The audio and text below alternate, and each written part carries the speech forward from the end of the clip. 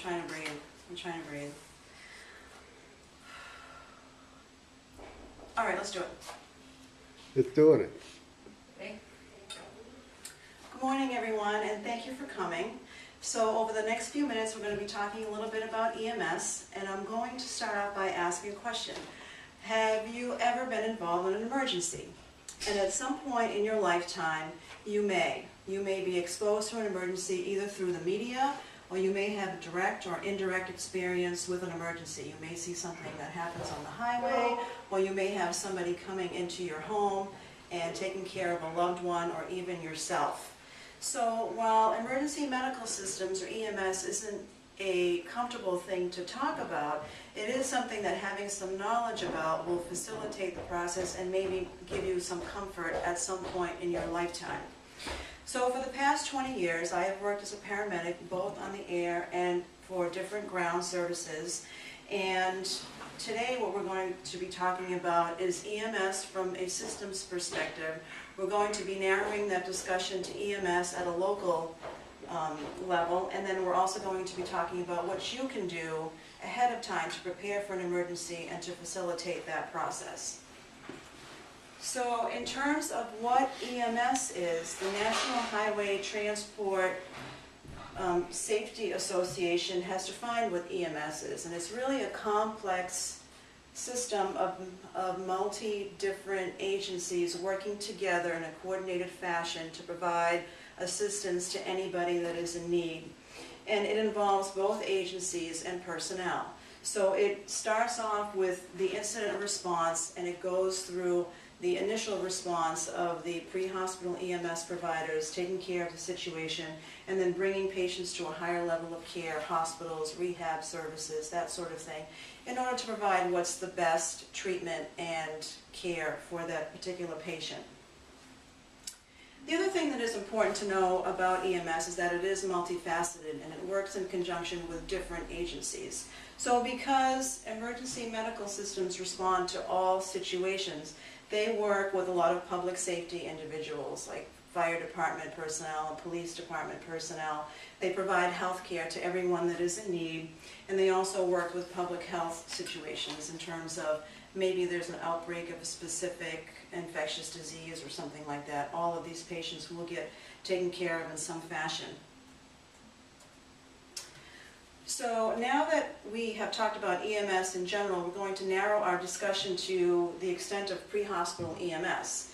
So the Assistant Secretary for Response and Preparedness reported that in 2009, 136 million people went to the emergency department. And of that number, close to 16% of those patients arrived by ambulance to the emergency department. And what that translates into is 21 million people. So it really is a huge number that we all should be a little bit familiar with. So in terms of EMS and who is coming to your door, should you need the services of an EMS provider, you should know that the organizational structure of EMS varies from community to community. It could be fire department based, it could be a private organization, it could be a public organization, it could be a third party service as in the city of Boston. You also need to know that there are two levels of EMS providers, both the basic level and also the paramedic level.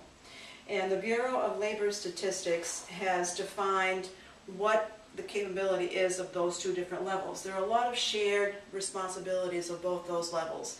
They both respond to 911 emergencies, they both assess patients, they both come up with a plan of care, they both transport that patient, and then also deliver the patient to a receiving institution and give a summary of what transpired in their encounter with the patient. There are also differences between those two levels, and that has to do with the amount of training. Typically, paramedics have about a year's worth more training than the basics do, and there are a little bit more capabilities of the paramedic as opposed to the basic level. So now in terms of what you can do in an emergency situation, it's important for you to put yourself in the mind of an EMS person when they're coming to your door. EMS needs to know where to go. So some of the things that you can do to facilitate that process is put some reflective numbers on the outside of your door or your mailbox. Have some overhead lighting so people can see where the incident is. Have someone stand outside and flag down the ambulance when they're arriving to the incident or the home where the 911 service has been requested. EMS needs to have access to the patient or the incident. So having walkways that are clear, clearing that area of debris, of snow, of ice is very, very helpful. Clearing out the clutter. If we're responding and needing to go to a second or third level of a home, it's very, very important to have a clear area so that EMS can get to the patient and be able to extricate that patient in a timely fashion. And they also need to know as much as possible about the patient. So if you can, ahead of time, put together a list of your medical history, your medications, your allergies, your hospital of choice. All of those things are very important so that EMS can treat you correctly and bring you to where you need to be.